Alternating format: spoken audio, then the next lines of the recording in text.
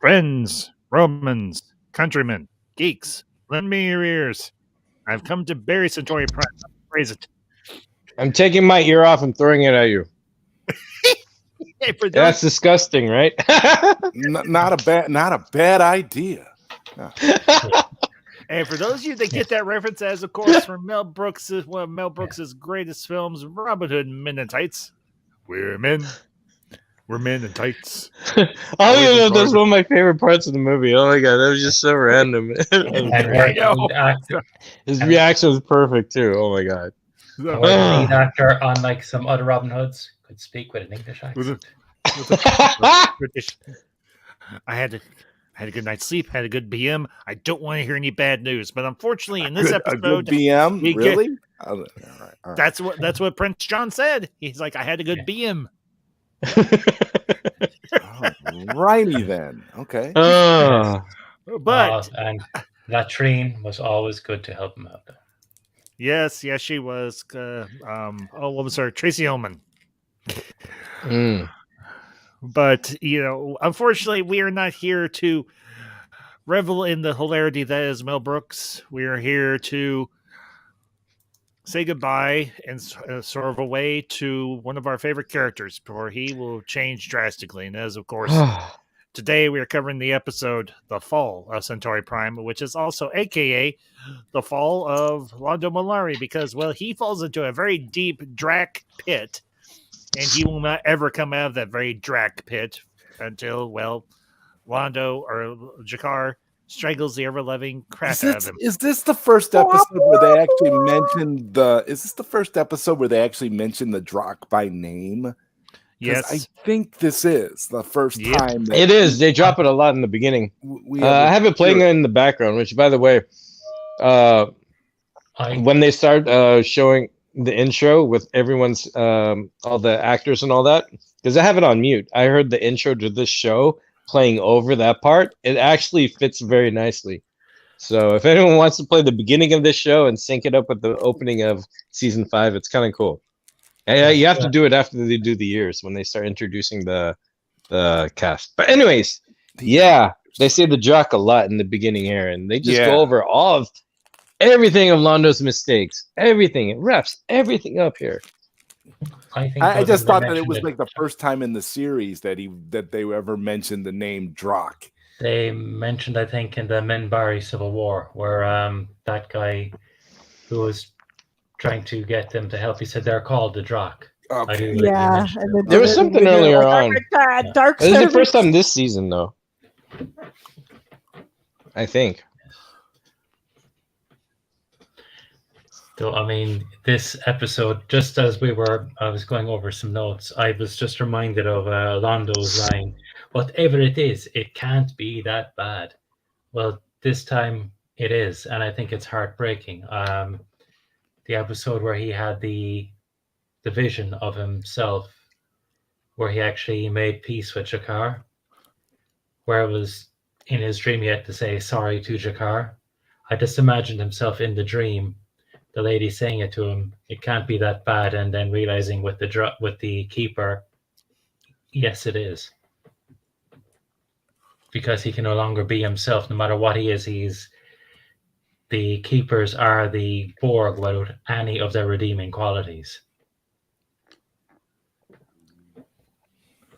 Well, and well said, man. This is quite literally. This is the beginning of the end for Londo. Or quite literally, this is the end for Londo, because, as I said, Londo will never be the same after this. No pun intended. He has fallen into that deep, dark pit, and the only thing that will save him is when Jakar returns and kills him. And then, of course, Veer will become emperor after him, much like the seer or anything, Emperor Turhan's third wife or anything prophesied.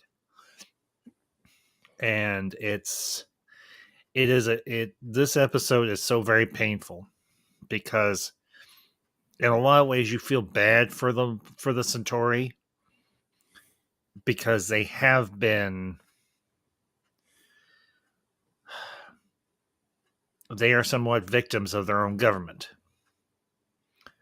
But at the same time, everything that happened during the Shadow War and the lead up to it was of their own doing.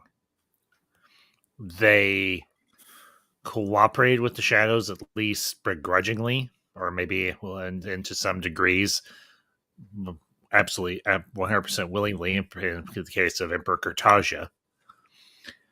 And it is a sad thing to see a people, a world, a civilization come to this sort of end. I've said this before and I will say this again. Londo Mollari and the Centauri are very much it's like a Greek tragedy. Yes. And you had seers, you had prophecies, you had everything across the board. And the fall of the Centauri and the fall of Londo Mollari is quite literally a modern Greek tragedy. And go ahead, Koji. Oh no! I can wait. Carry on. Well, the only other comment I was going to make for the moment is Londo had his issues. We all know this. For those of us that know the history of this show, know the history of this character, Londo had his issues. But as he said so eloquently and so perfectly in the beginning, everything that I did for Centauri Prime. And now look what I have done to her. You could say that Londo loved Centauri Prime almost as much, if not more, as any of his wives or even Adira. And it is a sad, hard, difficult thing to see. So anyway, Koj, go ahead. Oh yeah, I was saying. One of my main notes in this was like the first time I saw this episode. My first initial reaction. Well, this one and the one before. I feel these two put together feel like one film. Like it's like a two-parter in a way. And it's just that when I saw we see how they attack Centauri Prime, and then they're in that fiery scenario, and all the ruins and everything's destroyed, just like in War Without End, Going to the Future. When I first saw this, I was kind of like very it hit me hard with all the emotional stuff, but it hit me harder because I felt, or somehow I assumed, this would be later, like maybe 10 years after season 5, but definitely before Sheridan passes. So it just felt like it came sooner than expected, which is cool because we get to see it and it gets to tell that part of the story. But at the same time, it came sooner than I expected. So it's kind of like people tell you the future, or this is going to happen, or you get a look into the future. But then sometimes when it comes at you, you're like, oh my gosh, it came faster than I thought. Like, time is so precious. And then I think Londo's realizing that last minute, and he's going to be like a prisoner for the rest of his life here on out, essentially, with the keepers and being trapped in his palace. It's like such a reverse of the being emperor and having power, where now he's no better than any prisoner, really. It's just that tragedy. It's very, very, very weighted. Very, very Greek, beautiful, tragedy-wise. That's hilarious. Sorry. No, it's good. But no, it had lots of good quotes, especially between Londo and Jakar. Yeah, Londo had no power at the beginning of the series, and he was free as anything to do whatever he wanted. But now he gets all the power, but he is a puppet. But for me, the best quote from this episode was, "I could have died back there. You risked your life to save mine. Yes, you would have done the same. Yes, but I am the better person." That was the conversation between Jakar and Londo. Yeah, wow. I love how real Jakar is. Like, he gives Londo the cold hard truth. In a way, he's like the greatest best friend to Londo, and Londo feels that too. the greatest best friend, but yet they started off like a lot the of greatest worst enemies. They started off like a lot of best friends start out. A lot of best friends start out as foes, essentially, and then they realize that they actually have common ground in so many ways. It's so true to life. It's incredible. It's incredible. Those two characters. Very true. It's funny though. I remember one of the first episodes where the two were not in the gathering, but in one of the episodes, Malari, before, like he said, he had all the he had no power but all the choices, and he used to go to the strip club. He was sitting in the strip club, and Jakar arrived. They were supposed to be negotiating the Euphrates Treaty, and Jakar walked in with Sinclair, looking for him. And Londo was like, "Yeah, I don't care. Just sit down and enjoy this." And Jakar sat down with him and had a drink with him. And he said, "I'll drink to that, Malari." It was like the two of them, and I see this in politics. They are enemies because their tribe told them they're enemies. Not because they personally didn't hate each other, not because they were any different, but because the red tribe said the blue tribe are bad, and the blue tribe said the red tribe are bad. And Jakar and Londo were you could see the similarity. You could see this friendship there, but for their tribe's prejudice.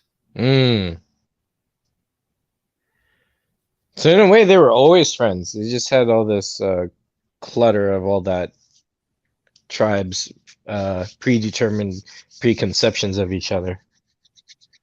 Yeah. And I think I popped another quote from this episode in the chat, and I think Ambassador asked me to read it out. It was Verini, and I think it is just a beautiful quote. I have been many things in my life, Malari. I have been silly. I have been quiet when I should have spoken.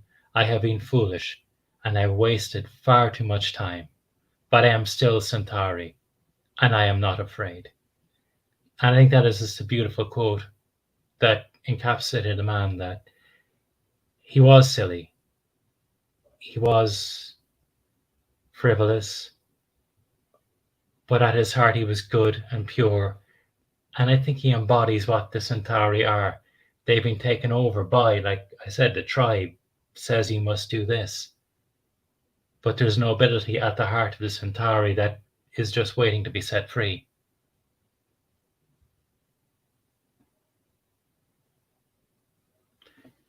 Well, and that quote is from this episode, Elysium, so you picked a good one. You know, Verini, we all liked Verini. We liked him when Cartagia was in power. We liked him in the intermediate time when he was regent. And when we saw that eye on his shoulder, we were like, this will not end well for him. And we feel legitimately sad for him because Verini only wanted to do what was right for Centauri Prime, much like Londo did. You know, Londo, his Pierre Jurassic's dialogue for this series at times is eloquent that it brings you to tears. I remember when I watched in the beginning, he's like, I loved every street, every tower, every corner of our world. And look what I have done to her. he loved Centauri Prime. And now Centauri Prime has fallen because of no real fault of its own. I mean, yes, the people, to one degree or another, were complicit in the Shadow War, in sheltering the shadows, and so on.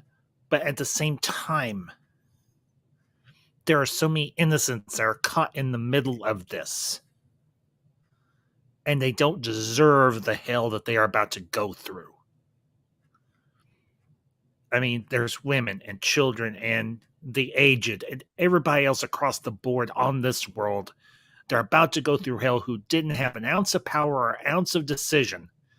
And the people at the top, people like Londo, who, for his faults and for his positives, tried to do what was best for Centauri Prime.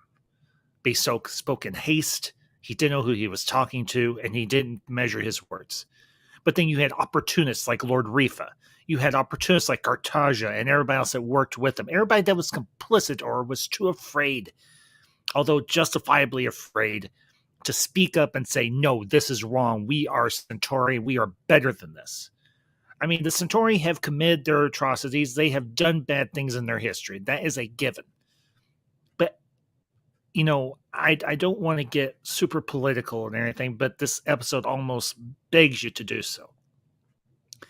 Every empire, every major power in this world that we live in today, has done questionable things, has done monstrous things, more so some than others. But there are millions more people who live under these regimes who have not an ounce of power to their name per se, except collectively if they all band together and have enough courage to stand up and say to their leaders, no, this is wrong. And unfortunately for the Centauri people, they waited too long to say, no, this is wrong. And now they are going to have to quite literally fight like hell to take their world back from the Drakh. The Drakh, who themselves, are a people without a world, but at the same time, these were servants of the shadows. Now we know that the shadows became lost and corrupted and lost their way, much like what Lynn and Sheridan said in Into the Fire. The Vorlons and the shadows lost their way. They lost their purpose. They lost what they were supposed to be in the first damn place. Instead, they decided to be lords of order or lords of chaos rather than being shepherds as they should have been. And now the younger races are having to pay the price for their mistakes. And in this instance, the shadows, leaving behind the Drakh rather than either taking them with them or leaving explicit orders saying, look, if something goes sideways, you do not seek reprisal. Now, again, that's maybe giving a little too much credit to the shadows than maybe they're due. But at the same time, the Drakh, they are shadows of shadows, as they said. They ask themselves, what are we but shadows of shadows? They are a race, they are a collective without a direction. And I know I've rattled off a lot here, so I'm going to kind of take a step back and let you all have the floor, and let's break this down. So,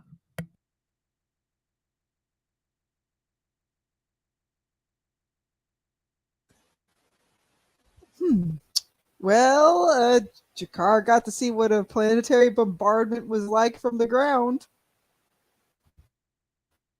At least for over the city, anyway.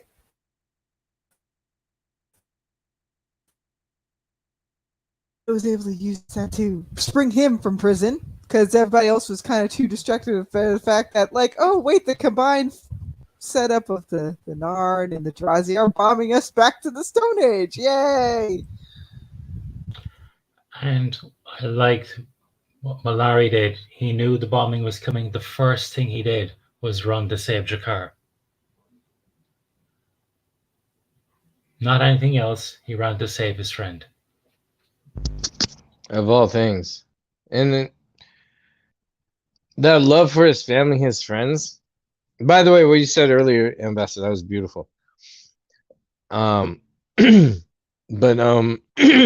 oh, sorry. What I was gonna say is that also in this episode and in the beginning, everything Londo's been through, he also goes out of his way, even against like his no longer free will, to save Delenn.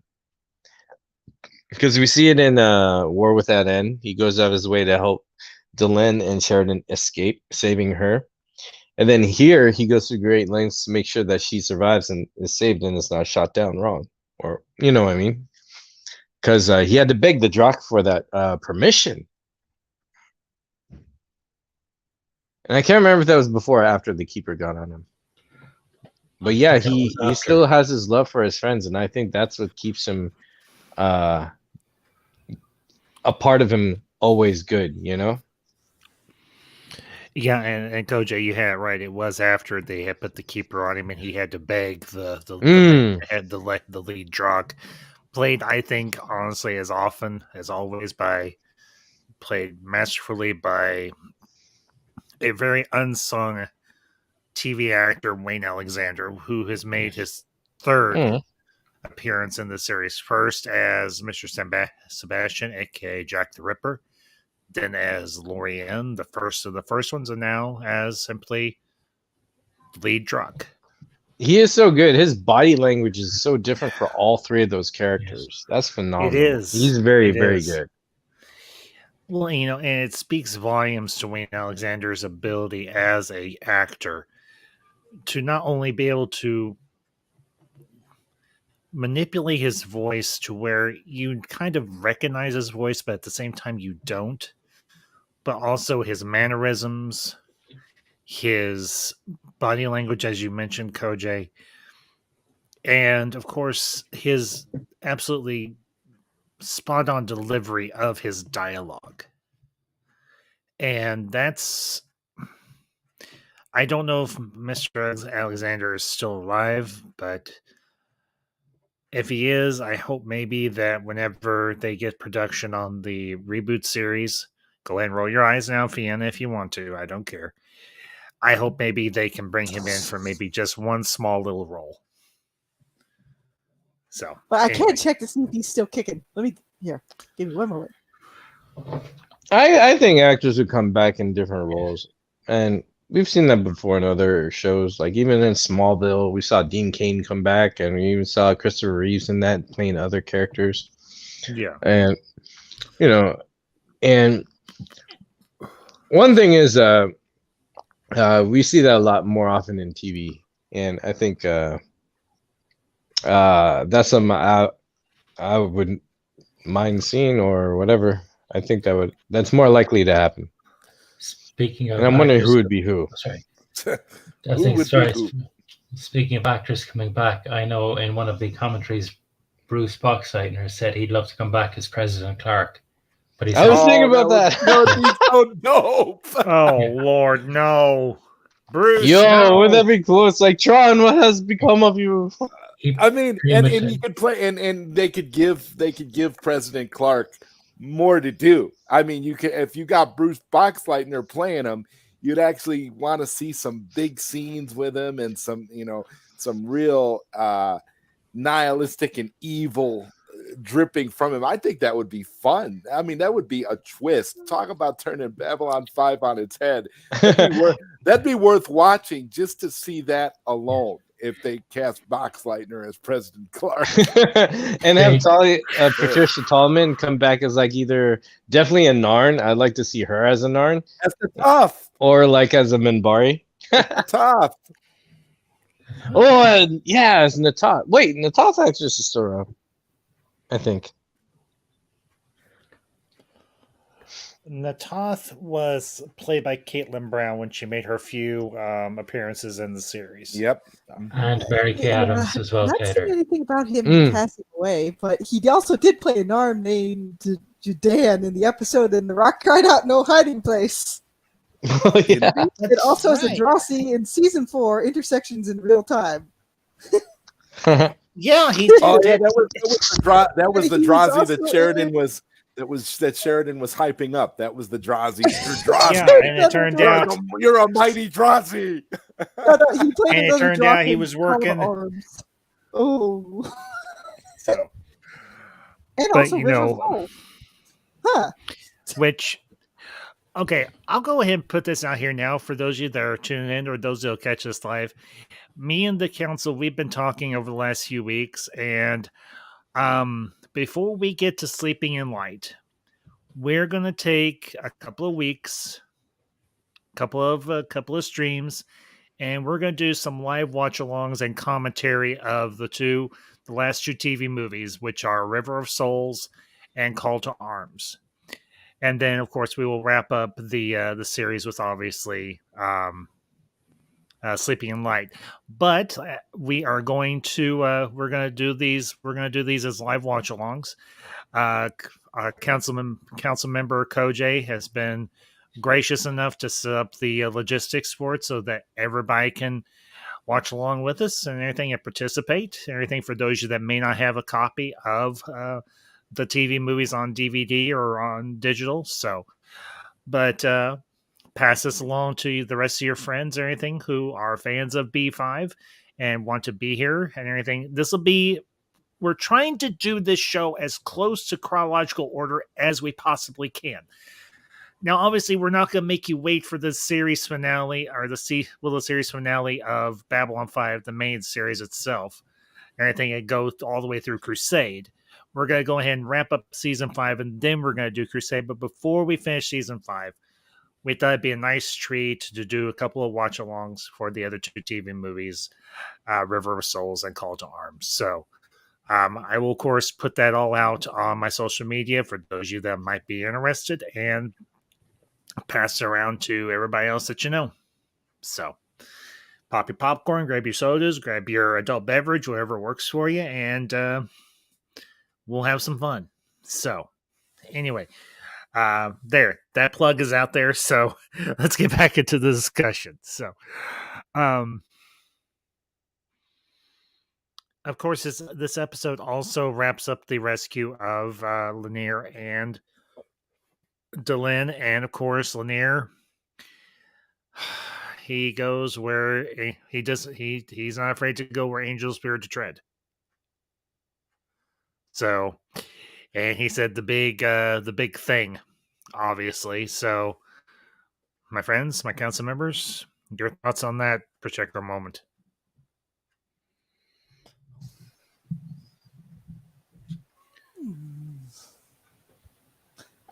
Maybe in a way he saw that was like the only thing he could do to have some sort of way out. And then again, in the Centauri Prime trilogy, the books, it actually showcases how much Londo, like, basically tugs at the leash that the Drakh give him, aka the Keeper. He does his best to give Veer good information for the Resistance in some ways, and Galen and the others help him out with that too. So, yeah, Londo knew he was going to have a hard time with the Drakh, but it was either that or let all those people die and let his friends die, because you know the Drakh are sadistic enough to be like, oh, should we kill Delenn and Lanier, or shall we acquiesce to pretend that we care about what you think, Mr. Malari?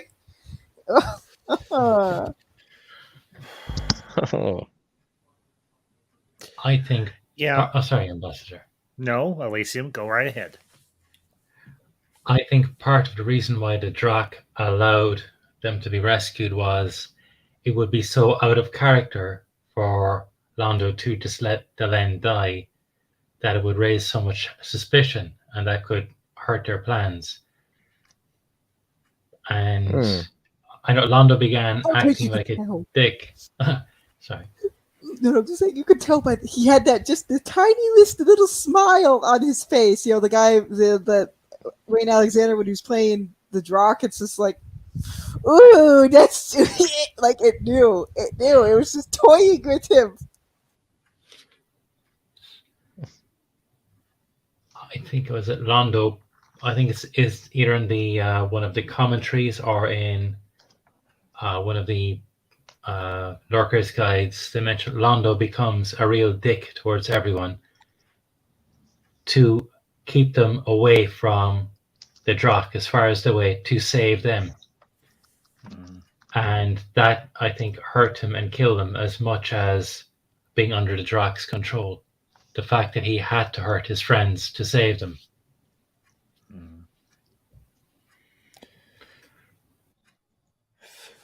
Well, you know, this Londo has always been so full of life and so gregarious, and so, I mean, obviously at times he's done things that we don't approve of and we don't necessarily like. But more often than not, we always root for Londo. We liked Londo. We respected Londo as a character. We perhaps maybe even saw a bit of ourselves in Londo. And maybe the better parts of ourselves. And there's nothing at all wrong with that. And that's why we also feel a great swell of pity for Londo when that lurker is put onto him. Or not lurker, but a keeper is put onto him. He accepts his fate. He accepts the price he has accrued and everything through all the decisions he's made in his life up until this point. And he's like, I have done this, and now I have to, as the old saying goes, if one dances, one must pay the piper. Well, unfortunately, the bill has come due for Londo. He was played like a pipe. Yeah. He was played like a fiddle. Fiddlesticks. Funny enough, I think Londo, the quote that Milo Verini said, I think that could easily have just come out of Londo's mouth.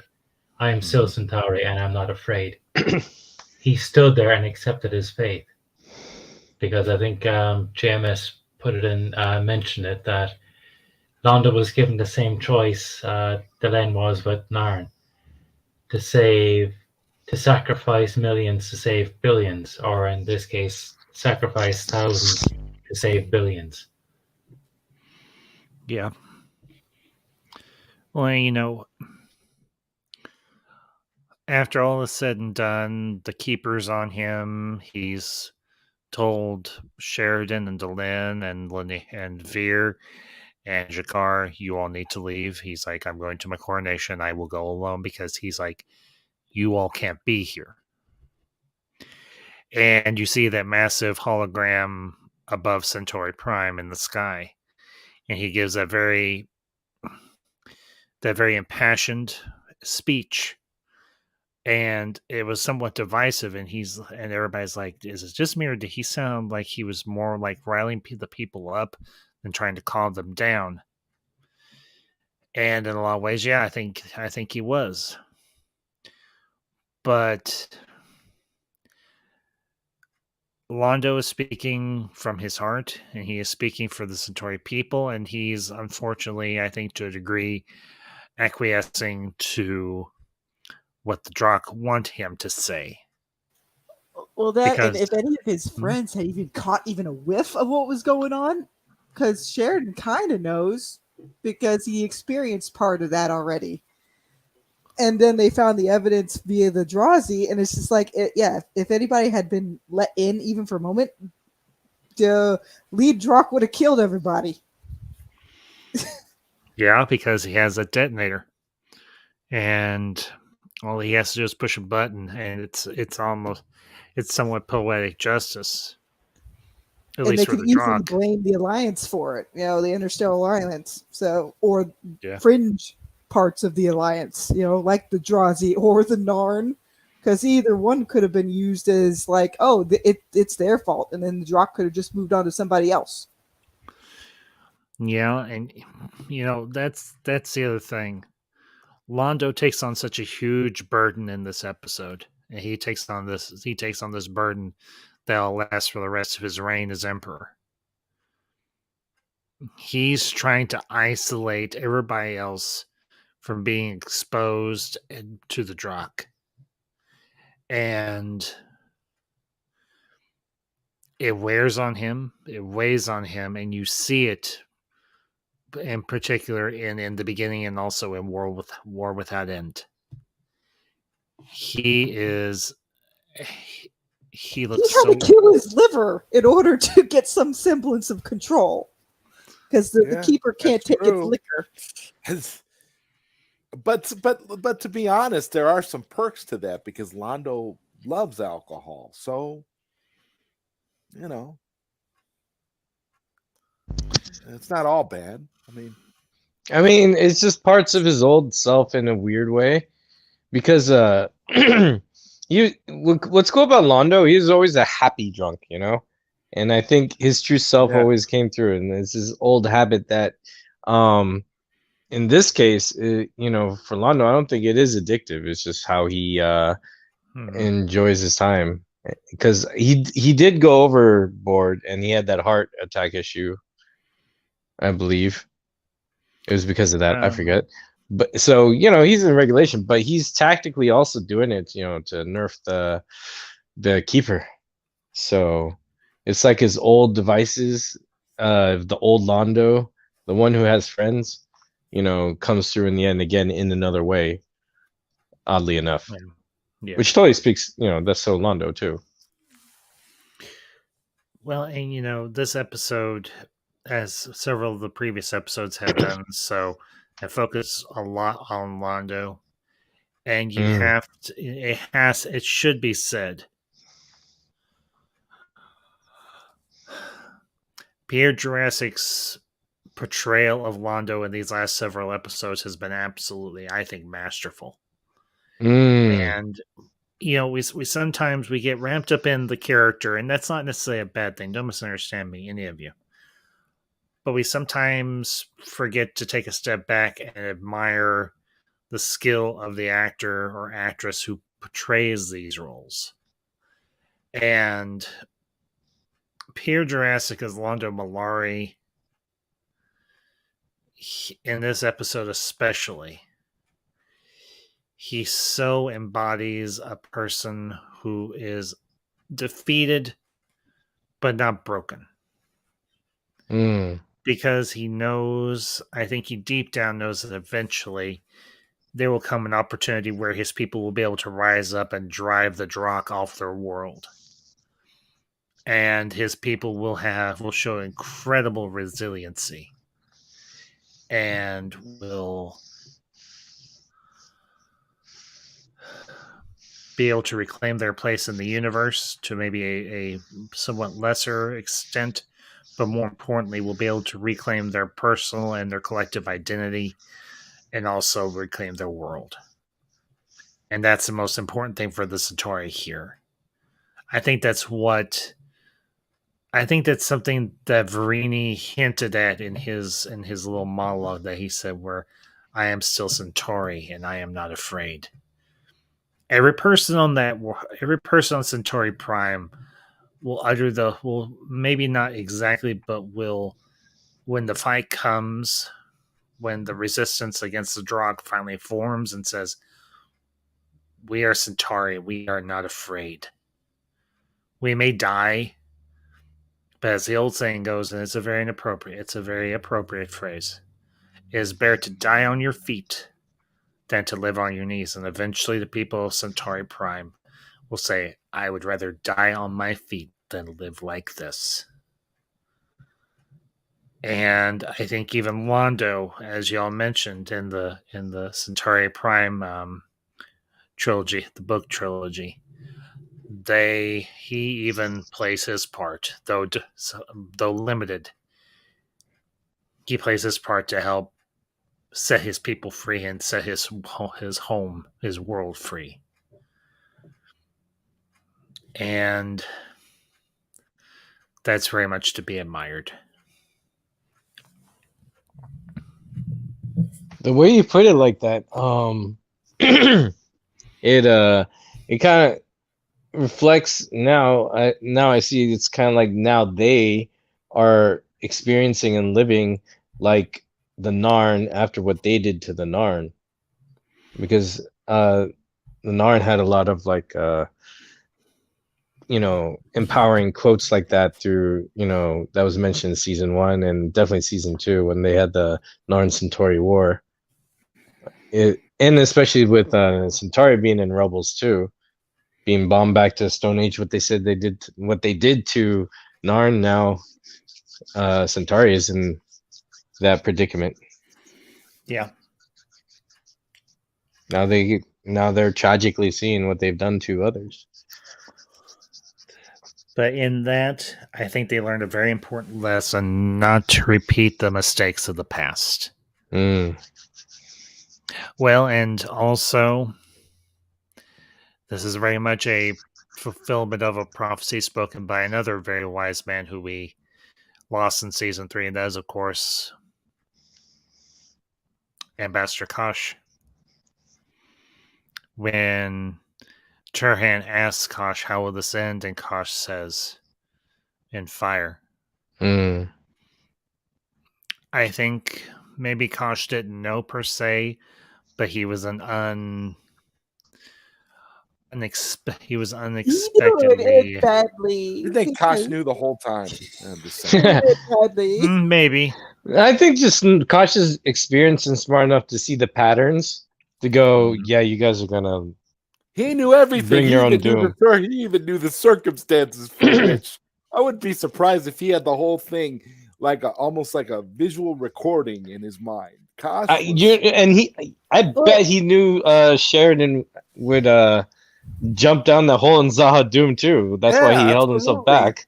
Absolutely, Kosh was very, very spiritually intuitive with everything going on. It just, to me, I feel like if there was anybody in that show that was all knowing, it was Kosh. Well, that and he knew everything that Sinclair technically knew too. Because remember, Sinclair got to meet Kosh well into the past and was probably able to tell him certain things that would happen in the future. Because Warlords knew who he was. Yeah, because Kosh was around during Valen days. Yeah, because Yokesh was there too. Evil cat Vorlon.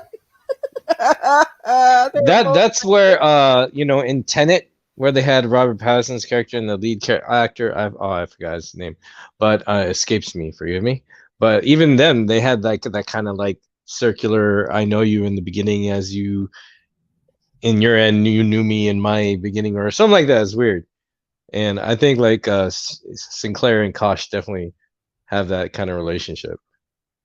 Well, and we don't know the limits or the extent of a Vorlon's precognition. We don't know how far they potentially can see. So obviously, Valen / Sinclair probably did share quite a bit of what he knew with certain Vorlons, probably, and perhaps he did meet Kosh in the distant past as the Valen, and he's like, you will see me again in several thousand years.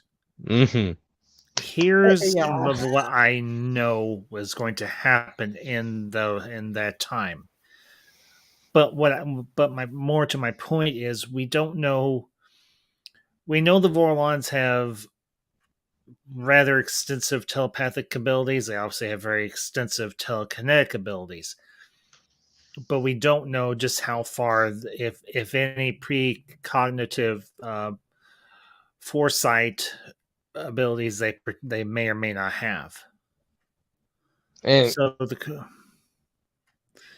question is, was Kosh's statement to Turhan more about the present, or was it more so about the not too distant future? We will never know per se. It's just it's something cool to. It's something fun to theorize about. Well, I have a doozy theory also, is that I feel Valen / Sinclair. I have this theory that he's also revered not for just bringing peace, because then that's kind of like any ruler, but I think he had like I don't know. I have this theory that somehow Sinclair / Valen evolved into some kind of entity because of all the time jumping and everything. I don't know. I feel like he did something miraculously in his end, which is also why he was regarded. And a theory of mine is that a bunch of his energy, like in the last episode of season 4, you know how we saw that human kind of go into that machine like a Vorlon. I have a theory that Sinclair / Valen turned into that and entered Kosh, which is, and all this time Kosh had Valen in him, which is why he avoided Sinclair a lot until Sheridan got on board, and then he started showing up to meetings because he doesn't want to disrupt any timeline. That's a little theory that Kosh was like Valen also. But no, that theory is just another thing I had because it's a stretch. It's a stretch, but it still illustrates that we still don't know the capabilities of Kosh, like you said. It could be anything or everything, you know? Because we saw what happened with Jason Ironheart, right? Ironheart. Yeah, and he's essentially, I don't know if he's at Vorlon level. Maybe. Right? It's like there's so much unknown when it's off the charts. Well, we do know this much. And Lita says it herself. In a million years, humanity will finally be able to go to the Vorlon homeworld, but until then, there's no point. There's quite literally no point in trying to go to the Vorlon homeworld because you will get shot out of the sky by a big, scary Vorlon laser. And I don't know about you, but I don't want that. I want to live to a good old age of full of years.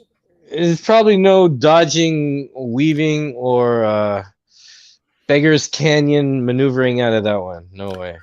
No. Most definitely not. So, no Kessel Run there. No, the only thing you're going to be running is running like hell away from the Vorlon homeworld. And all the defense mechanisms they left behind around their homeworld or worlds. What if there's a mix of Koj's theory? Oh. Yes, I couldn't help myself. No, I want to hear this. What if Valen became, like you mentioned, a great machine, that the Vorlon homeworld is being defended, that Valen was that spirit in the machine at the Vorlon homeworld? Yeah, stuff like that. I feel something miraculous on that level. That makes sense too, that Valen did. I don't know. It's just, because Lanier was really excited when he was talking to Brother Theo, right? What is his name? When he was getting, it's like Lanier was getting ready to get to the really, really good parts of Valen. You know? Of us. But yeah, so many mysteries with Vorlons, and that's what's so cool about it. Yeah. They're essentially like the Yoda of the B5 universe. Right. I was actually saying Kosh could probably school Yoda and run the Jedi Order pretty well. Probably better than most of the Jedi Council. Yeah, he with the Kosh's ways, the Jedi would be like perplexed into focus, even more so. Begins, so it does. Yes. And he's like, yes. And they're like, what does he mean? I love it. So, all right, well, guys, any other thoughts on the episode of The Fall of Centauri Prime? Oh, look, Lanier has worse timing, just like Mountains mentioned. Okay, yeah. So yes. That is the one I do have a question about. Okay. Coach A, what's your question? Do we think Delenn really heard him and she lied to save his face, or did she really not hear him when he said I love you? Both. She lied. I feel she lied, right? I trip out every time I see this because she was in shock later on. I'm not going to spoil it.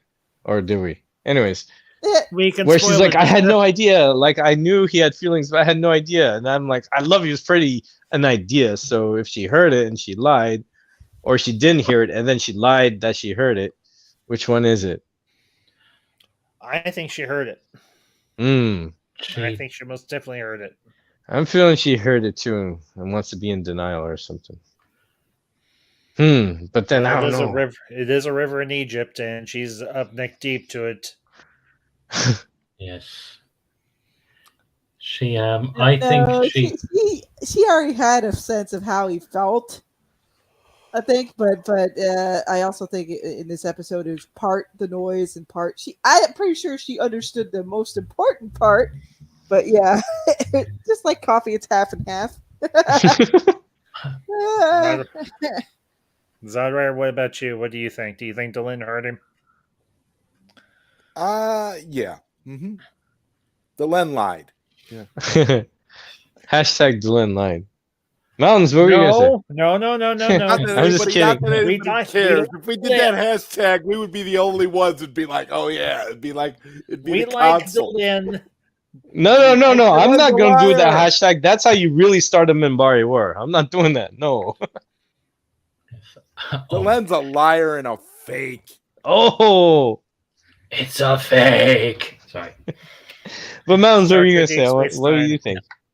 I think that Delenn has this idealistic view of the world, and she knew all along how Lanier felt, but she felt because he is Minbari, he is above that, and he will do honor, so it doesn't matter. And so she didn't fully understand the implications. So she didn't let him down. She did hear him. The way she let him down was very gentle, saying yes. People say things in the heat of the moment, so she definitely heard him. And she then gave him an out by saying, I didn't quite hear you. But I felt she let him know that she was touched by what he said, but she didn't quite hear him, letting him save face rather than dealing with it and saying, yeah, I know you feel like that, but she's a liar. Yeah. So, and as Londo said, who said Minbari don't lie? Well, she does. Yes. Yeah, but it's true. They lie in a different way, huh? They lie. Well, technically, she lies like a rug. Okay. All right, Zod. That's enough. No, there's no Delenn hate on this council. No. Hey, this is all joy. Like you can even see it later on with Sleeping in the Light. She had a hard time, getting over what Lanier ends up doing later. She say his name for years, just like Vonnegut wasn't able to mention Marcus for a while. Oh yeah, I feel that. Ooh, pinch. Well,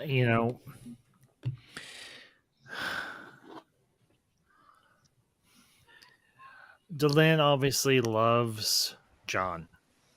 No. She does love Lanier, but not in that way. And we've discussed this. But the problem is Lanier is very much stuck in the Lancelot role of this love triangle. But in this particular case, thankfully, Delenn is not like Guinevere. Guinevere loves, or rather, Delenn loves Sheridan, aka Guinevere loves Arthur. So there is no love triangle. Yeah, there's just a third wheel, essentially. That's it. And Lanier was so hurt. There's some fan fiction out there where Lanier, Sheridan, and Delenn all team up for some fun, and it's really good grief! It's an interstellar sex romp. It's called Babylon Slide, and you really. Yeah. Really? Did you get those videotapes from the Crusades? Zod. With the Pakmara? You see it in that later episode. No. Sheridan's face. Pakmara love to watch.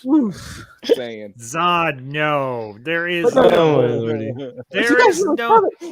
In the next few episodes, when Lear just leaves Sheridan to die in that section of the ship. Well, that's why Lanier Lanier is the way he is, because Delenn gave him a little bit, and he kind of went crazy, lost his mind. And Went that's crazy? Why he's Went crazy.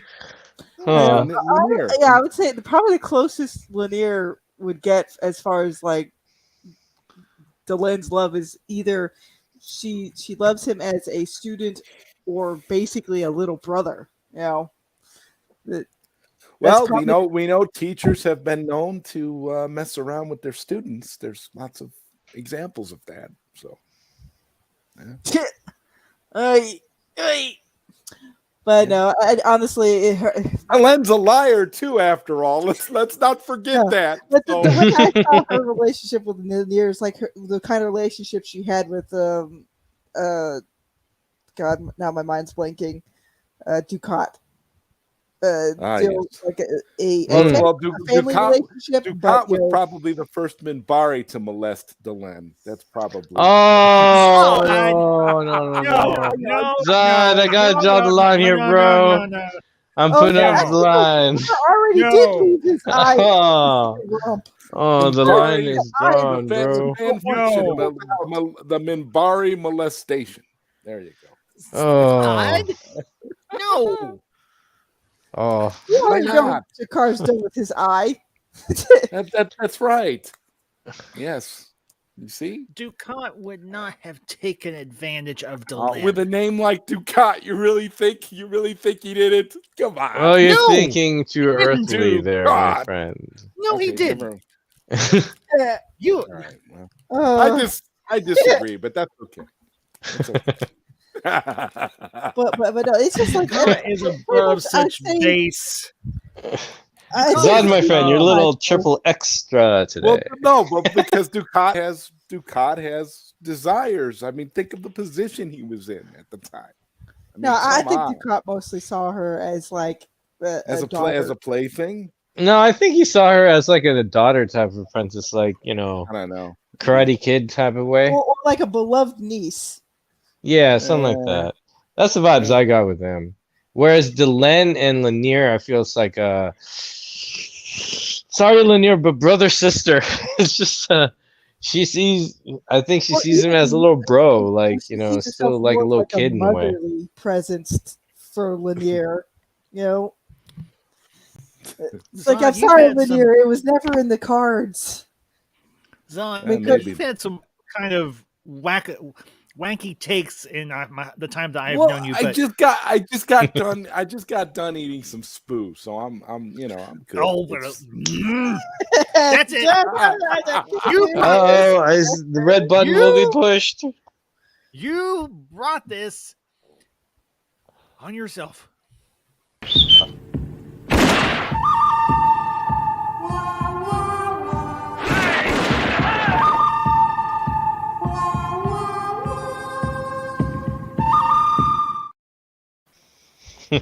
Could at least use a PPG. You could at least use a PPG next time, Ambassador.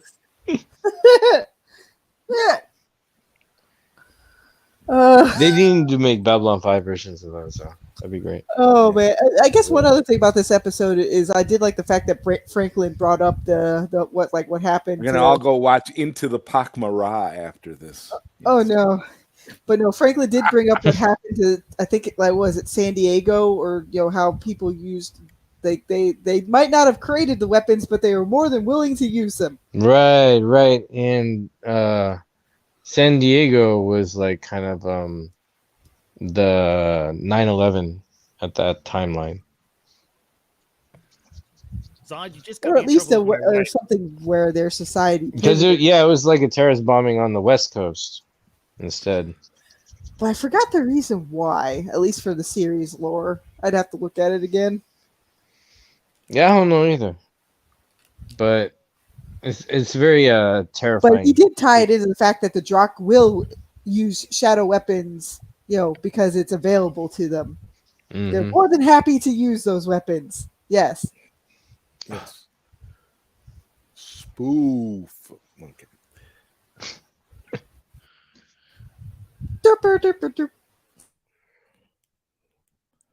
Okay, now that the show has been derailed, I think we can end it now. Yeah, you and your weirdo. No, I, Never trust a drunk bearing gifts. They will come with a price, yes, a price too high to pay. yeah. You and your weirdo. Well, they gotta theories figure out how to inject the Londo has to figure out how to inject the Drak into his sexual fantasies, and he'll have more fun that way. I get just feel Ambassador's Omega Beam is coming for you, Zod. You must run down, my friend. Even in the Centauri Prime trilogy, Londo eventually had to send Timoff away so that the Drak wouldn't get at her. I mean, I think Veer was able to explain it to her a little bit later, if I remember correctly. But I think she did manage to just live out a longer life. I think she lived a little bit longer than Londo did. Yeah, I think she outlived everybody in the Realm 5 timeline. Because she's also Minbari. She lives longer than any of them. No, I meant Timoff. Oh, Timoff! Yeah, one of because I think Londo picked up like one other wife while he was emperor. Yeah, Timoff is the one he kept, right? Yeah. But they, because he always knows where he stands with her. Yeah, they ended up having a cordial relationship even while he was under Drak control, and then once she started getting too close to where the Drak could manipulate her, he had to send her away. It's like, dang, man. Because in the beginning, he's completely alone. Well, we don't know Jakar is there too, but for the most part, he has no one else at all, not even her. I'll just pop her Timoff's link. Well, yeah, that's after Londo passed away, I think. Like, there was like some sort of vision part where, what is it? Veer got to see Londo happy walking along the beach with people he loved. So yeah, honestly, good tie-in series for this particular season. Yeah, because I was like Timoff of all his wives. Well, her and Adira, but I would rather have. If I was a Centauri, she would be the type of wife I would want. Well, she wasn't really there to play the regular political games either. No, she was there because she actually cared about him, even though he was kind of a pig. But he got better. She turned me into a newt. Yes. Newt? But no, also, if you want to see some more Galen shenanigans beyond Crusade, well, yeah, the Centauri trilogy has that as well as the Technomage one. Actually, the Technomage one, you get to see a little bit of what happened to them after they left the station in season 2, and a little bit even before that. So, Mountains, were you saying something earlier? No, I said I popped in the link to Timoff's page in the Babylon Wiki. Oh, okay. Nice. Thank you. Timoff seems like the Centauri version of "You are the weakest link" or something like that. Like I could see her hosting that show. No, because I actually like Timoff. I hated that woman who did that show. No. I think I'd rather like to see Timoff in that place. That's what I'm saying. Like she could run that show very well. I'm sorry, I never liked that show. I found that I didn't like it either. That's what the host seemed like it. Most of the Centauri wives, it's like, this is the Real Housewives of Centauri Prime. Like, anyway. Yeah, there's a spin-off show I would watch. There's a spin-off show I would. Oh God! More so than Zod Rider's weird, creepy Babylon 5 pornography. No, I'm just saying that you'd probably have part of them B5P? just like Veer's initial girlfriend. There you go, B5P. That's what we do. And then you would have some Mariellas, or what was the one? Lord. Besides Timoff, who were the other two? Let's see. Timoff is so easy. Daguerre and Marielle. Yeah, Daguerre, and then that other lady. But they would be the more typical ones of the housewives of Centauri Prime. Well, not to mention, which was it? Daguerre? No, it was the younger of the three and everything that slept with Shakar. There you go. Jeez, lady. Oh. There how you much go. how much of a thought can you be? The one that wants power and a bunch of retirement money from House Molari. Yes. But no, Wow, we actually have a Timoff lot of is channels here. There's Gotta like work, gotta work for that retirement money. Timoff is easy for me to remember because of the silliness of her name is Vomit spelled backwards. I never thought about that. Oh my god. Playing Testaments and Famine. That was Londo Molari's 3 wives initially. And, then he eventually And she's mentioned as being famine. Yeah. Oh man. What is it? I just remember that line. Is it their was it? She said here. I'm just reading her wiki. She maintained the secret of the success of their marriage was due to their lack of communication. Exactly. Yes. I'm starting to think maybe the secret to a healthy association with Zod Rider is a lack of communication. You weirdo. And feeding him Spoo. Your strange obsession with Spoo and your strange obsession with adult entertainment in the B5 universe. Jeez. Yep, absolutely. So we have on the channels, ladies and gentlemen, we have the Real Housewives of Centauri Prime. We also have the Muay Thai fights on their Interstellar ESPN and the B5P for let me those of find you. Babylon 5. We have Triple X. we Put have a link in the we chat. have B5 we have B5 Hub. We're gonna do that right now. We're gonna go over to the hub and we're gonna see if we can find some Babylon 5 No, we are not. I'm gonna get off here and get material, and I'll post the link in the chat for y'all. No, you will not. Babylon 5.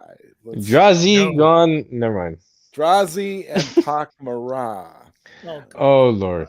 XXX. Okay, Oh. all right, that's it. I'm running the stream. Pervade over any kind of Babylon 5 crossovers. Jump gate is opening. Here it comes to MIB Flash device. We're not going on this adventure. Oh, Lord, Babylon Archer. 5P. Oh, never mind. No, Archer. How did we get here from Fall of Centauri Prime? Oh my gosh. I blame Zod Rider. I blame Zod. It was appropriate. No, it wasn't. Yes. How in It's the no world longer is that hashtag blame Byron. No, it's hashtag blame Zod. It's no longer hashtag blame Byron. It's blame Zod. Yes, Byron hashtag is blame actually the Zod. best. I know. Blame But Byron the is the previous best part of hashtag. the previous part of the Drock though is they grow the keepers from themselves. Ah, Yeah, it's like a right inside of them. Let's see. xenomorph face hugger thing. 5 triple X. Let's see if we can find Babylon 5 parody film. Let's see. Yeah, Oh, yeah. don't worry. No. I've been looking at the comment section. I have. That's the reason why I tuned into that reference earlier about Londo and Nadir on the beach. It was a very nice vision that Veer had, and I hope to everything that it was true. Because that is a good trilogy. Yes, it is. Be a nice video to watch. Yeah. Archer, I always notice your comments. Always notice your comments, man. All right, folks. Babylon 5 next time. There's an entire, I'm sure there's an entire fandom devoted to this, even though, Vassar wants to ignore it. But I have the MIP Flash device. We're not going on that adventure. Just could I say something to the chat? The ambassador is just 10 subscribers away from 500. Please pop this stream out and let's get him to 500 this weekend. Let's try and do it. Let's go. Pass it around to your friends. Let them know. Get him to 500. I'll be 50 by the time I reach 500. I'll probably be 60 by the time I reach 1,000, or I'll be dead. My friend, you deserve to be 1,000 very soon. You've helped so much of us out. You're always courteous. You put out great content. You deserve to get there. So please, chat, spread it around. Let's get them to 500. Thank you. She looks a lot like Ivanova. That's a I don't little wanna bit. know. That's a little I bit don't too wanna close know. for comfort to me. I can't really. I'm like, wow. I don't want to know what you're looking at, Zod. Don't you dare I share it, because guess. I will not bring it up. Poor Ivanova and her escapades with alien diplomacy. Oh, Yeah. that Well, episode she's Ladies not, and gentlemen, this is technically a little she's not spoiler doing the for same River of thing. Souls. It's you know. Well, no, All right. I honestly thought She's Martin using more than her voice this time. That's all I gotta for the say. love of- Good grief, Zod! Are you trying to get the stream taken down? I will say that season 5 has a plenty of You've gone from- interconnected episodes that Yeah, call back. I was actually kind of hoping No. that would be the result, but I don't think that's gonna happen. I think this is, I think Oh, we're, look gone here. from the Gior fall- retains the title. Nice. I think we're We have- terrific right now. We're good. No, we've gone from the fall of Centauri Prime to the fall of Londo's pants. Undergarments? Oh. Well, that's what that actually would be a good film to watch. The Another plus side to the the Adira Centauri and Prime trilogy. Londo story. Okay. Y'all hear that? Y'all got me in trouble with my wife again. Thanks a lot, Zod. What? But no. It's only- Another plus to the Centauri Prime trilogy. You actually get to see who will end up becoming one of Beer's wives later. No, on. I'm not. He's on here talking about B5 adult movies and stuff and spoofs. Yay! Spoo? No. Spoo? Okay, never mind. We're good now. Okay, I'm sorry. Kosh, you milk us the cat. No. I do. Yay. Your wife and the cat. If I go take a nap, I'm going to shut it down. Thanks a lot, Zod. You're Got me in welcome. trouble with my Oh wife. yes, we can do this. We will do a shout out for Adega Oh, because he is yes. Let's shout. Monday. Shout out What? to Adega. Yeah, let's shout out our former council member Adega. He's going to be releasing his new book here in the near future. So, Adega, my friend, if you hear this, if you see this, congratulations on the release of your second book. I read your first one; it was outstanding, and I actually did. This was it's a couple of years ago now.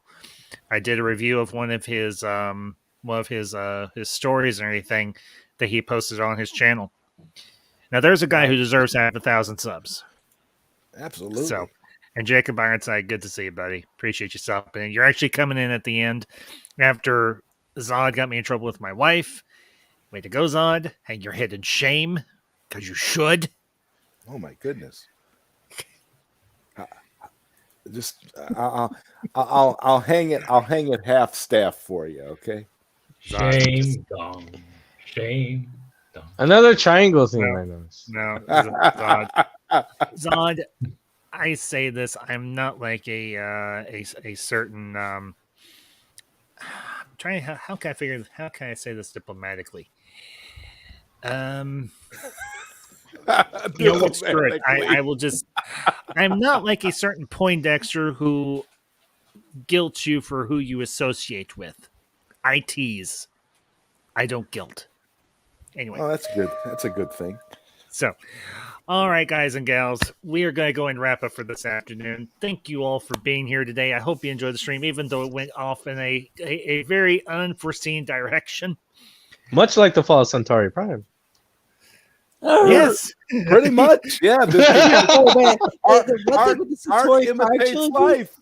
Art imitates life. That's what What happened to that one girl though? Like, because I think one of Londo's wives does try to wrap her finger around Veer, and then Veer has Galen put like that one Technomage spell on her where she falls in love with Veer as like a cool. yeah. Yeah. Oh man, but in the end, ooh, it doesn't end well because Veer doesn't actually love her, but he felt a little bit spiteful. Like, so that's one of the moments where you see where Veer has changed a bit, but also by doing that to her or having Galen help him do that to her, he realizes what a mistake he made. because even though she was vindictive and was, using him to get closer to certain political parties back on Centauri Prime, it's like, oh, yeah. Ooh. Well, I just want to say my apologies to Madam Ambassador. I'm not apologizing to you, Ambassador, but to Madam Ambassador, I will apologize. No apologies necessary. So it's okay. Zod says he's sorry for getting me riled up and waking you up from your nap. I'm just goofing with you guys. I don't care what you say or do. Oh, wow. There you go. You heard it here first, people. Zooty zoot zoot. Yes, indeed, folks. Like I said, we're going to wrap up. So those of you that were here this afternoon, appreciate you stopping in. Hope you enjoyed your time here. As always, smash that like button, share this out with your friends. As Elysium said, we are 10 away from 500. So share it out, share it out, share it out, share it out. Oh, I am? Yep, I just checked. Oh, okay. All right, we're 9 away from 500. So whatever. Hey. Anyhow, God, everybody should be sub to you, man. I don't know why you don't have 500 by now. because I don't play ball with those I deem as how can I say this? Assholes. Diplomatically. Oh, okay. Well, the thing is, Assholes is a good no matter- diplomatic word. Okay, let me put it this way. I don't associate with nuisances. I don't associate with drama, Chad? and I don't Chad? associate with the disingenuous. And I Chad? don't Well, associate. part of it is people are addicted more towards like what they don't like versus spreading What they what do. they do So like. they tend to subscribe to channels that they hate watch, is what you're basically saying. Well, yeah, part of it is Yeah. hate watching on some accounts, and the other part is finding other people that are just about upset about X, Y, or Z as you might be, but rather than like, okay, if the mainstream is failing in this, then I'm going to go off and create what I want. Like I did. There you go. So, all right, folks. Again, thank you all for being here today. We will, of course, be back next week with the episode Wheel of Fire. I do want to let you all know I will not be streaming tomorrow evening. I'm going to be working on a couple of uploads to get them out before the end of the month. I will, however, be streaming this Sunday. I haven't decided what time yet, and I will be bringing you all my thoughts on Kenobi, episodes 1 and 2. So, Ooh, okay. That sounds I'm looking forward to that. That'd be cool. I'm actually, as soon as we get done here, I'm going to get cleaned up from work, and I'm going to sit down and I'm going to watch Kenobi. So, Oh, you haven't seen it yet. Okay. Okay. no, I have not seen it yet. So, please, no spoilers. But Don't anyways, worry, I don't have Disney Plus. I understand. So, I'll get later when Kenobi's finished. anyways, folks, thank you all for being here. Appreciate y'all tuning in. Hope you enjoyed the stream. And we will see you all next week. And until next week, this is the Council of One saying, and 3, and 2, and 1. Zooty! Zoot, zoot, zoot, Zooty! zoot. Zooty! Oh no! Yeah.